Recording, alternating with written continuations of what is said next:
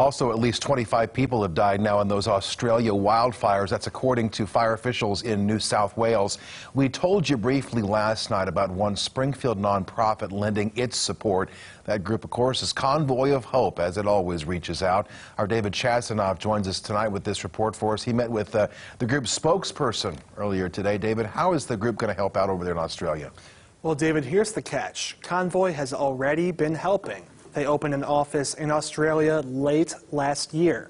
But Jeff Nini tells me a Springfield crew is headed there quite soon.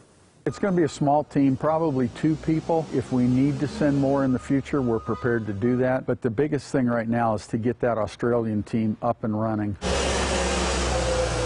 This will happen through providing them with the most important supplies. Food and water. A lot of them have lost their homes entirely. Those people are there trying to sort out what's left, what survived the fire. So to be able to provide them with food and water during their search is a big thing. Most of the supplies will be bought in Australia. But we're also going to be putting at least 1 container, probably more, on the water, shipping those products. But that takes about 6 weeks for them to get there. Convoy has been able to help animals in disasters before. But Nini says his team won't be able to help the kangaroos and koalas. It's not an area where we have worked in the past and don't have really the connections to that type of food source. Most of these animals have already lost their food supply. It's a lot harder on koalas because they're a sedentary species than it is, for instance, our red kangaroos here at the zoo. Dickerson Park Zoo expert Ken Harmon says koalas can't move to new areas quickly. Koalas are very specific on what they eat.